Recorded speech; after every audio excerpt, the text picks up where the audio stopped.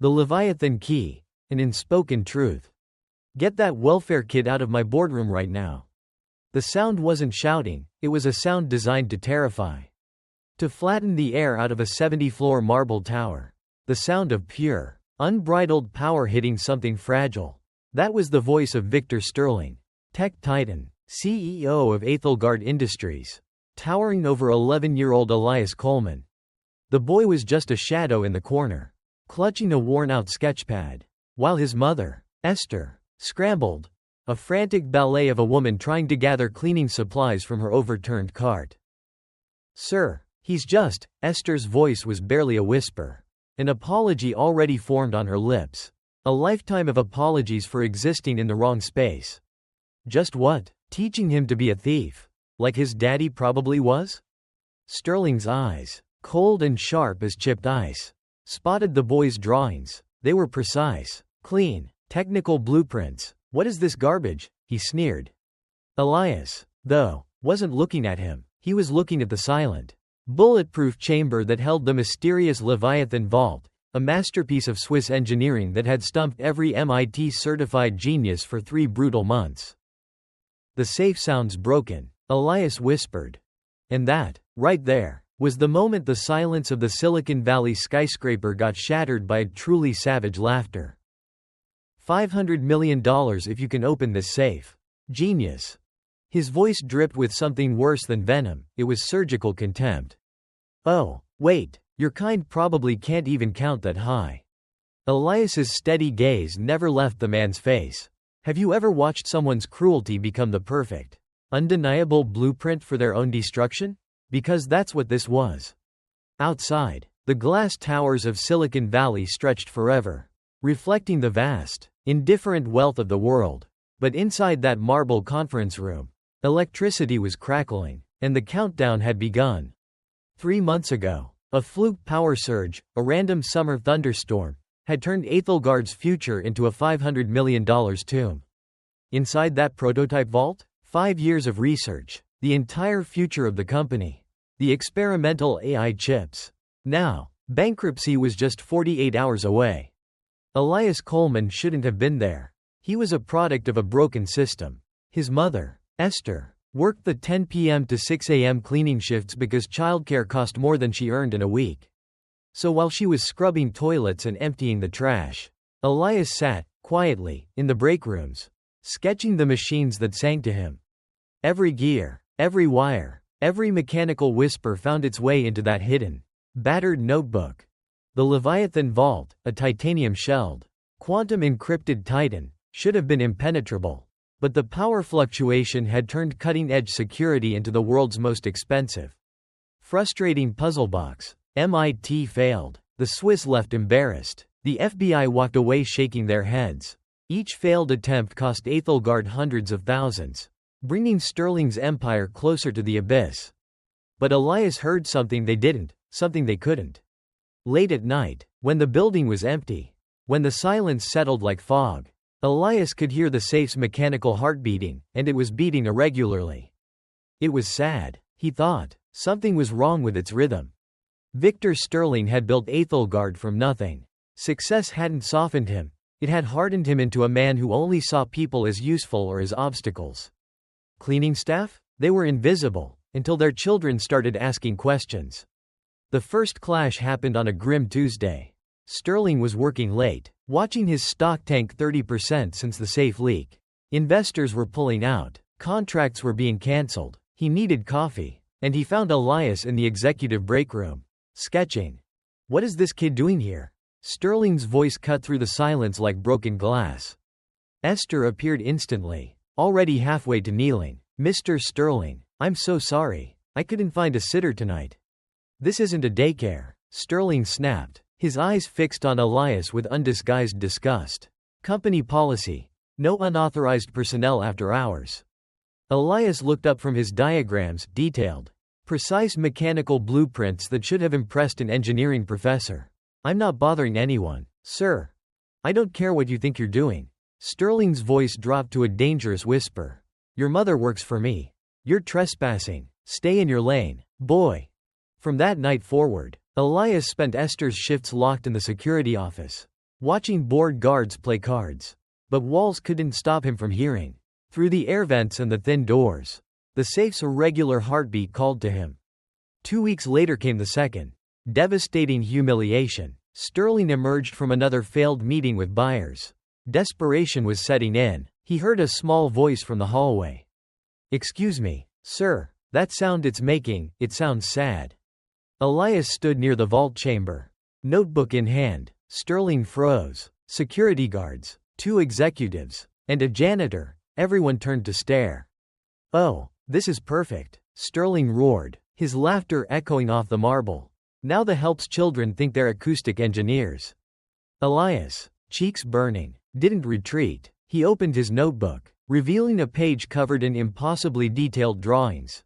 "These are the internal gears. I think something's stuck."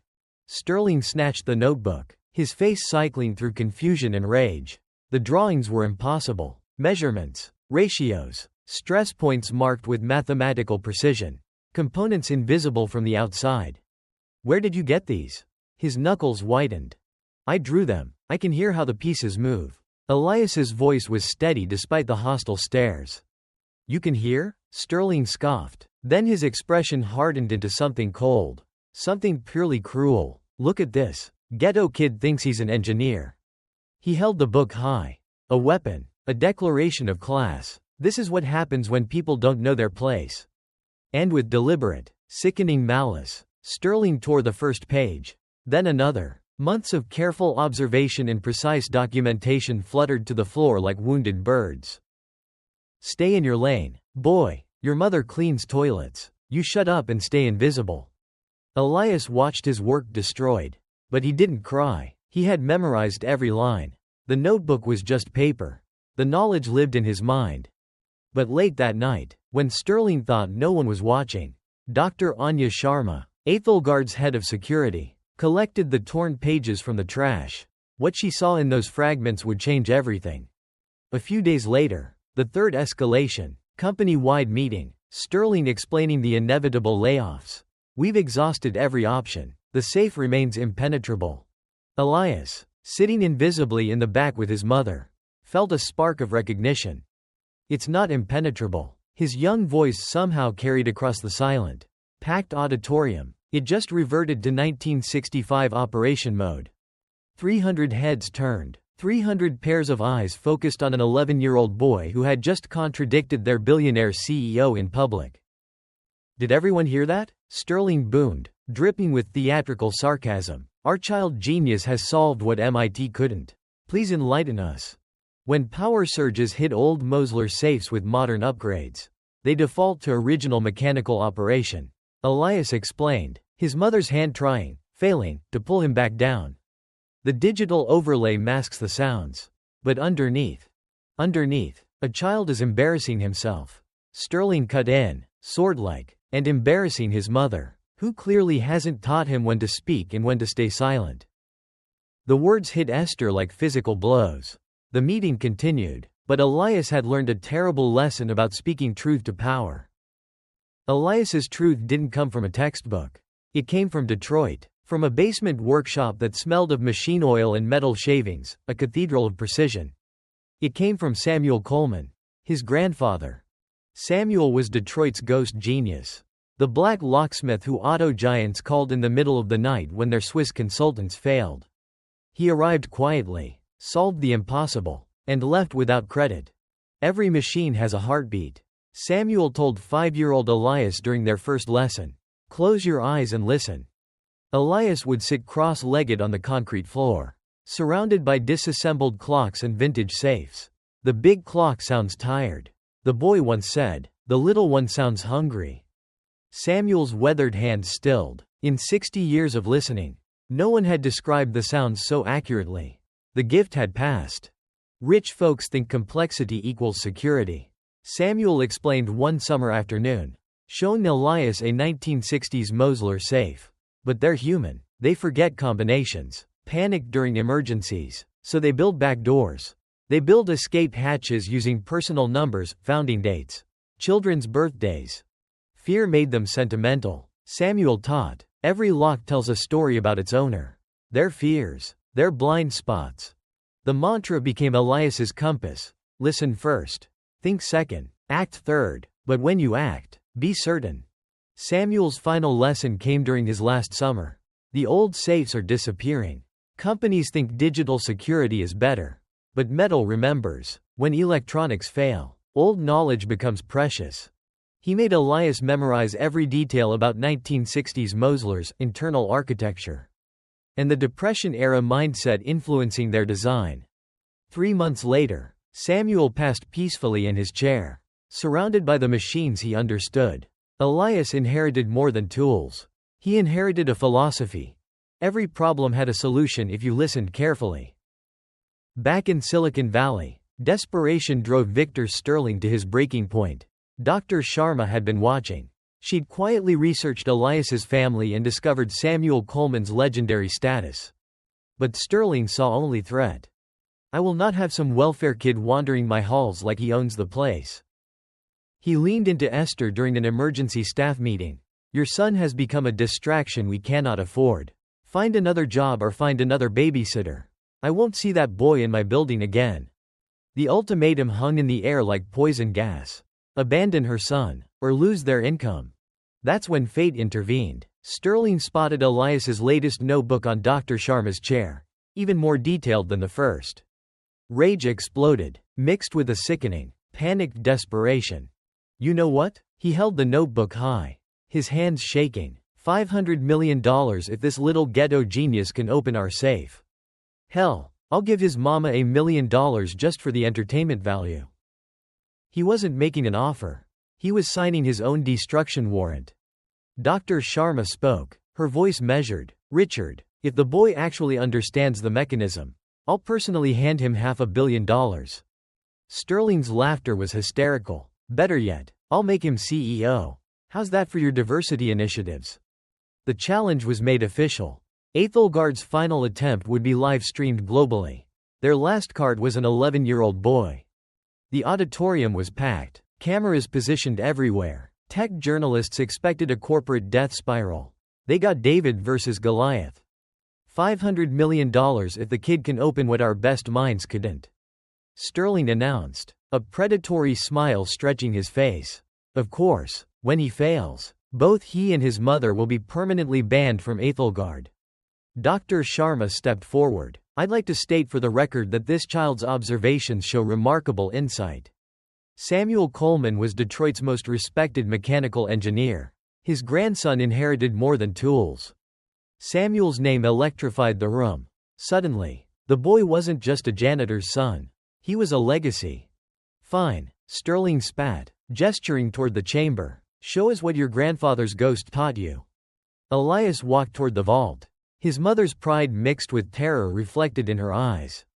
"For the record, what do you hear when you listen to the safe?" Dr. Sharma called out. "It sounds like a grandfather clock wound too tight." Elias replied, his voice calm, precise. The power surge created feedback between digital systems and the original 1965 mechanical core. It triggered Depression-era protocols, protecting against total system failure. Sterling's smirk faltered. This wasn't guesswork. Electronics can't override psychological security. The backup system isn't about technology. It's about understanding who commissioned this safe in 1965. Psychology. Sterling burst out, trying to laugh. The boy thinks he's a therapist. The live stream audience was captivated. The comments were surging. This was more than corporate drama, it was truth versus power. Elias approached the bulletproof chamber, unpacking his grandfather's worn leather tool roll. The antique tools looked impossibly small against the 3-ton steel monolith. "Any final words of wisdom?" Sterling mocked. Elias looked back at the crowd, finding his mother's face. "My grandfather taught me that rich people make complicated locks when scared. But they always leave simple ways in for themselves. And what makes you understand fear better than MIT graduates?" The boy's answer was barely a whisper. Yet the acoustics carried it clearly. "Because scared people think like my grandfather did during the Depression. And he taught me how they think." 15:15 The solve. Slowing down. Focusing on sound and surgical movement. The moment of truth. Elias pressed his ear against the glass. Eyes closed. listening to the vault sing its mechanical secrets. 1965 Mosler Banker Pride. Model BP2400. Serial number ending in 447. Manufactured in Hamilton, Ohio, between March and June of that year. Perfect accuracy from sound alone. Dr. Sharma checked the records. Every detail matched. Sterling whispered, "Impossible." Elias stepped back. The final sequence requires 3 simultaneous conditions: mechanical manipulation, psychological understanding, and perfect timing based on internal temperature cycles. He checked a tiny thermometer from his grandfather's kit. Metal expands and contracts. At specific temperature points, clearances align. We are approaching optimal thermal conditions now. Approximately 6 minutes. No consultant had considered this. They'd applied force. Elias applied finesse. The combination isn't random. It's emotional. Wealthy survivors of the Depression used similar psychological patterns. Dates that reminded them why they were fighting to rebuild. Sterling was pale. Everything the boy said made terrifying sense. The safe wasn't a security device, it was a psychological artifact. The temperature gauge hit the mark. Silence. 350,000 viewers worldwide watching. Elias knelt. His tiny fingers found the primary dial. Where others had used force, Elias offered a gentle conversation. "Hello, old friend," he murmured, the words Samuel Coleman had taught him. "I know you're scared. I know you've been hurt. But it's time to trust again." He moved the dial with feather touches, listening for the microscopic shifts in resistance. First number, 19. The year Ethelgard's founder was born, the beginning of his determination.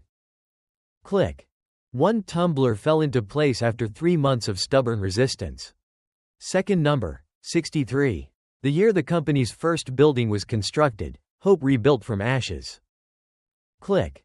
The safe's mechanical heartbeat changed rhythm. Sterling's hands were shaking. "This can't be happening."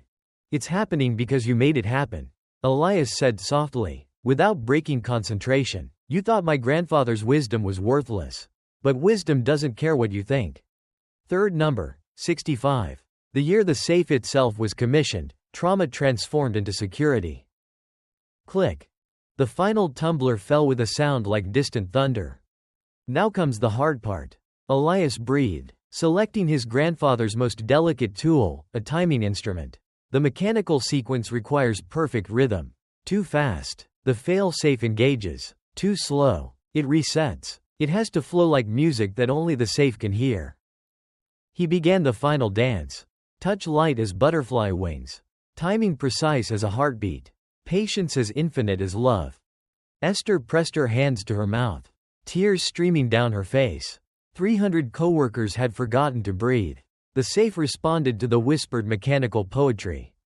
3 perfect clicks in rhythm with a child's heartbeat.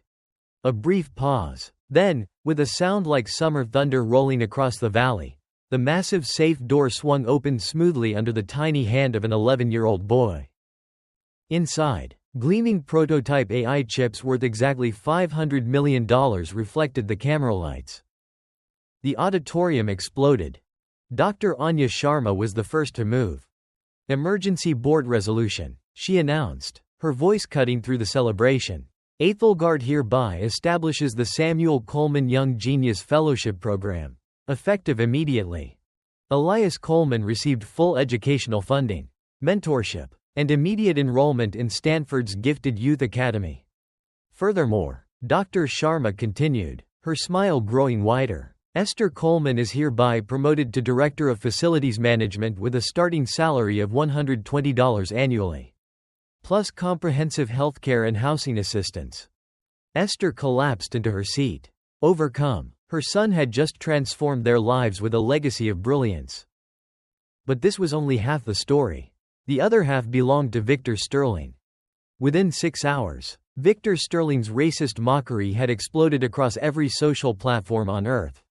The video compilations of his cruelest moments, your kind probably can't even count that high, played on infinite repeat. Hour 6. Ethelgard's stock began cratering as investors fled a company led by a publicly racist man. Hour 12. Microsoft, Google, and Apple canceled contracts worth hundreds of millions, citing fundamental misalignment with our values. Hour 24. The board convened. Richard, the board member, said coldly. The board has lost confidence. Your behavior toward that child has created irreparable damage to our corporate reputation. The vote was unanimous. Victor Sterling was terminated as CEO. The ultimate irony? The man who built an empire through technical innovation was destroyed by technology's perfect memory. His $500 million joke became the single most expensive mistake in corporate history. His net worth collapsed from $50 million into negative territory. The man who dismissed an 11-year-old genius as worthless learned a hard lesson. Wisdom has its own timing. And karma keeps perfect books. 1 year later, 12-year-old Elias Coleman leads Aethelgard's Hidden Genius initiative. Under Dr. Sharma's inclusive leadership, the company's stock reached all-time highs. Samuel Coleman's basement workshop was reconstructed as the Heritage Innovation Lab. And Victor Sterling's former corner office, that enormous 70-floor symbol of power and exclusion? That became Elias's private study space, where a boy once dismissed as worthless now designs technology that serves underrepresented communities. The biggest fortunes, you see, aren't measured in dollars, they're measured in wisdom, passed through generations of underestimated brilliance. So I had to ask you, if you were Victor Sterling, would you have recognized Elias's genius? Or would prejudice have blinded you to talent that literally saved your company? The cruelty was filmed, the triumph was broadcast, but the ultimate decision, the choice between arrogance and humility, that's a private code we all have to crack. Hit the comments below, let me know what you think. Does the world punish a person for being cruel? Or did Victor Sterling simply get unlucky that day? And more importantly, do you believe that underestimation is just an opportunity, waiting for its perfect moment to shine? Like, subscribe, and share this story with someone who needs to remember their worth isn't defined by other people's limitations. Thank you for listening.